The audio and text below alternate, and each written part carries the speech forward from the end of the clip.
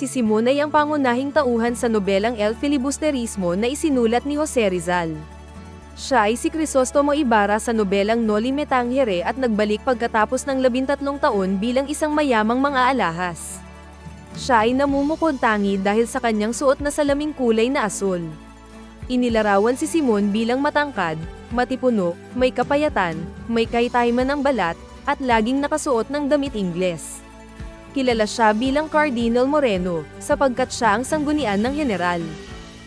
Ang isang mahalagang pangyayari sa buhay ni Simon sa nobelang El Filibusterismo ay ang kanyang pagpapakilala bilang isang mayaman at makapangyarihang tao sa lipunan, bilang si Don Simon. Sa pamamagitan ng pagkatao ni Simon, ipinakikita niya ang kanyang galit at pagkapuot sa mga pang-aabuso at katiwalian ng mga prayle at opisyal ng pamahalaan. Ang kanyang mga hakbang at plano upang maghiganti sa sistemang naghahari sa bansa ang nagtakda ng landas para sa mga pangyayaring nagbigay daan sa paglalantad ng mga kahinaan at katiwalian sa lipunan na nagdulot ng mga trahedya sa bandang huli. Sa nobelang El Filibusterismo ni Jose Rizal, maaaring sabihing hindi lubusang nagtagumpay si Simon sa kanyang mga plano. Bagamat nagtagumpay siya sa pagpapakilala bilang mayaman at makapangyarihan na si Don Simon, at nagawa niyang magplano ng mga hakbang para sa kanyang hangarin na maghiganti sa mga pang-aabuso at katiwalian ng mga prayle at opisyal ng pamahalaan, hindi niya nakamit ang kanyang layunin ng ganap.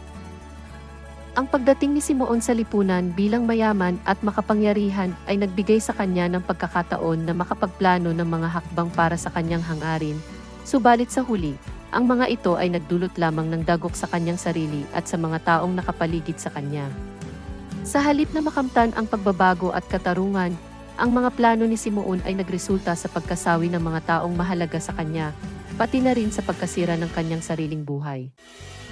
Sa bandang huli ng nobela, nang makita ni Simon ang mga konsekwensya ng kanyang mga gawa at ang kabiguang maabot ang kanyang mga layunin, siya ay nagkaroon ng matinding realisasyon. Nabatid niya na ang kanyang mga plano ay hindi nagdulot ng tunay na pagbabago sa lipunan at hindi nagdulot ng katarungan na hinahangad niya. Sa kanyang pagkakamali at pagkawala ng pag-asa, sumuko si Simon sa kanyang mga plano at sa wakas, itinapon niya ang kanyang mga alahas sa lawa, simbolo ng kanyang pag-aalay ng kanyang mga pangarap at ambisyon para sa bayan. Ang naging realisasyon ni Simon ay nagdulot sa kanya ng panibagong pag-unawa sa kanyang layunin at sa kanyang sarili bilang isang tao.